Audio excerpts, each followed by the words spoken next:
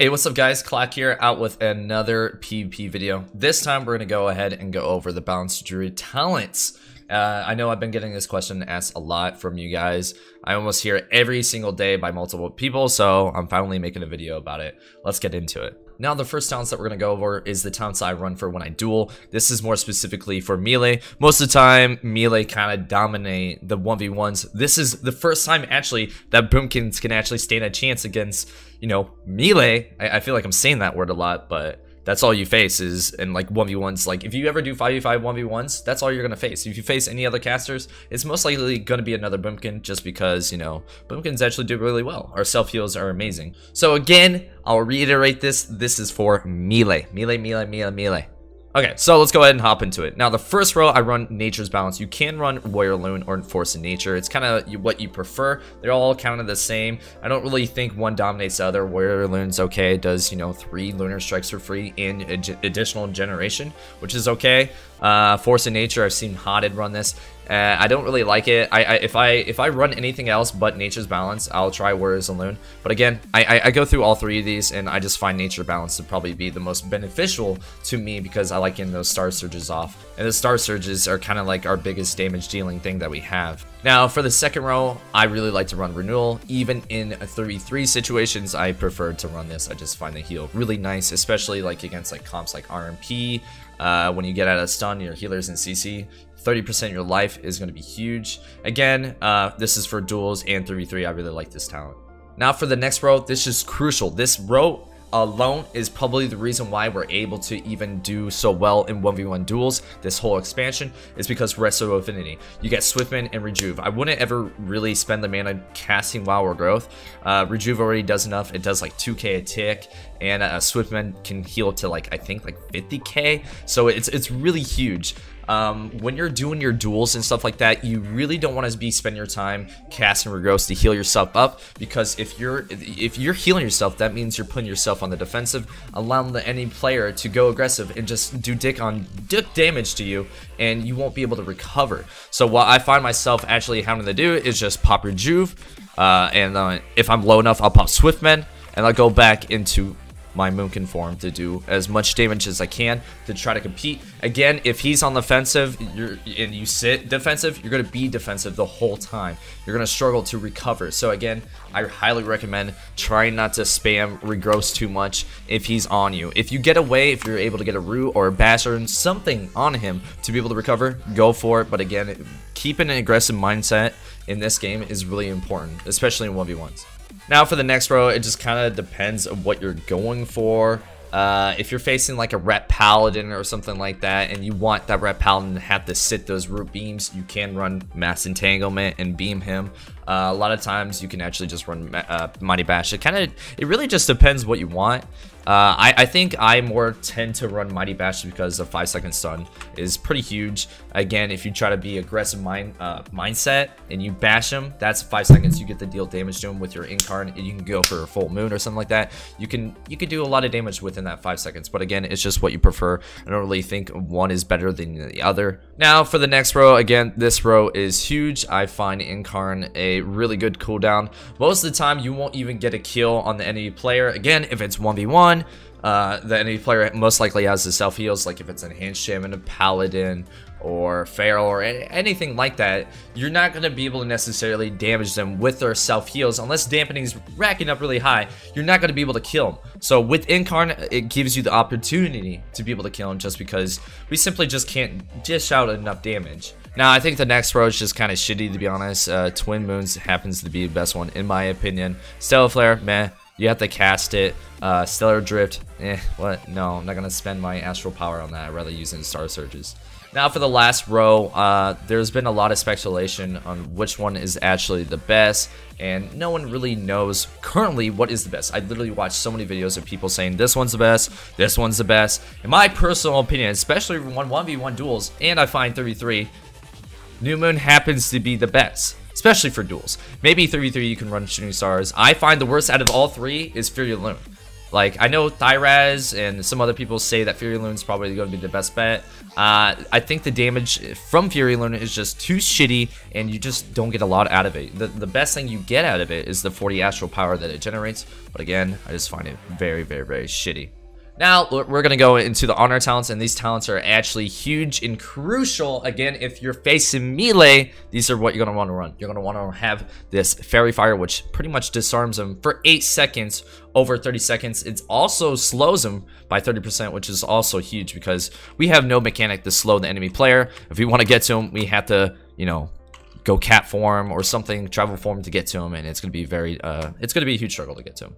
For the next row, again, another biggie is having thorns. This is going to counter melee. A lot of times, either the melee is going to have to decide either to hit through it and go through it, or to run away. It's simple as that. This is such a strong thing, and when they do hit into it, they do they're slowed as well. So this is really nice. A lot of times when I face like Red Pounds, if you watch my Savix video when I faced him, I pretty much just rotate this. Like literally the whole time. If I didn't have a Fairy Fire on him, I would pop Thorns just to slow him. I wouldn't even necessarily use it as a aggressive play. I used it just to purely slow him. And again, either they're gonna hit into it or they're not. So you can use that to your advantage. You can literally sit on top of them and they just won't hit you because they don't want to take that extra damage of 5% every time they hit you. That's not worth it to them.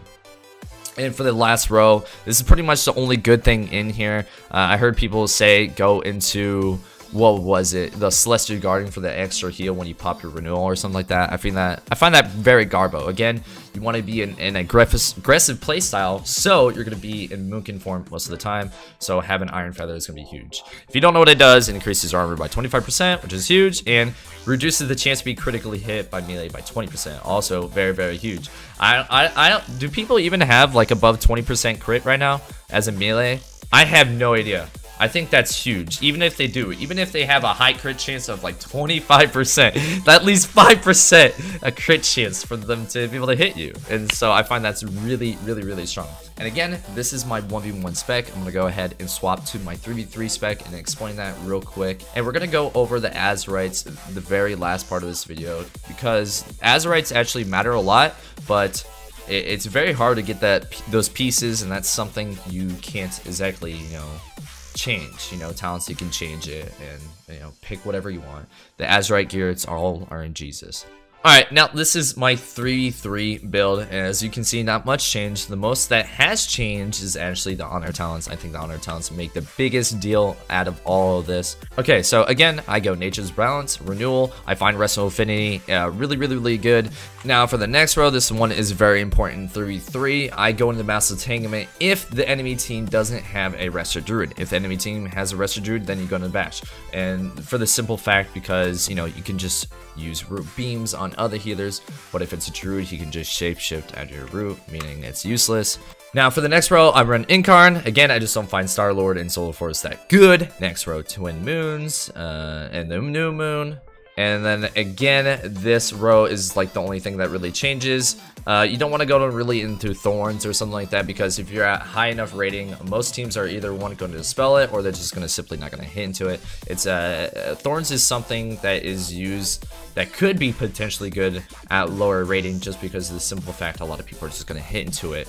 If you're at lower rating, you can get away with it, but if you're starting to climb, and you'll notice better players, they just won't hit into it or they'll just dispel it. It's so easy to just act like it's not even there. So I run Mukin, Aura, you run Cyclone. Obviously you're going to want to have some nice heals, either aggressive clones or defensive. A way it can be aggressive clone is if you clone a DPS when he pops wall and he's like at 20% and you Cyclone it, that is considered an aggressive clone. Actually, is that aggressive? I guess it could be considered aggressive clone as well to clone a healer to get a kill. You know what, fuck that, just clone when you feel like you need to clone. If your DPS is getting low or your healer is getting low, or you try to get some clones off, try to control the game a little bit. If you're going for a kill, get a clone off. You can either get a root beam and clone out, or you can clone and then root beam. That's something that a lot of boomkins do. It's a really nice strat. That's why boomkins are so strong, is because we can do that little rotation and it's a lot of CC. Now the next row just depends on if you're facing, you know, mainly melee or casters. If you're facing melee, I run Iron Feather. If you're running in facing casters, you run Celestial Guarding, just to help out with the damage. Now, we haven't yet to go over the Azerite pieces, and Azerite pieces, depending on what you're going for, can change up your talents a little bit. And let's go over it. So basically, there's like 2 pieces of gear that you want to go for in terms of Azerite gear. One is like a dot build. Dot build is like going for the Power of the Moon, which increases your dot damage by a lot. And so there's Power Moon, and there's also one that increases your Sunfire damage. Basically, you go into one or the other. You don't want to split into it just because you'd be losing the damage output that could be potentially pulling out. So again, if you're going the dot build and you get lucky in stacking all your Azerite gear, what you can run is you can run into shooting stars because you're going to be spamming dots on everyone. You're kind of going to be like Affliction Warlock, sort of say. You're going to be putting your dots on everyone, and it's going to make shooting stars really, really, really good. So there's that build, and there's also another Azerite trait that you're going to want to go for, and it's actually going to be part of your Incarn. I know right here, this increases your damage by 2400. It can stack up to 3 times, adding up to 7500, sort of, give or take. But this does stack with Incarn. So I know if you go into... Can I spec? Here, let me spec out.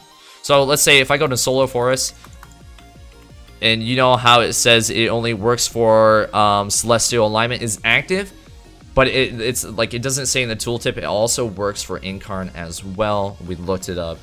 We tested it. It does work with Incarn. So I find this to be pretty juicy.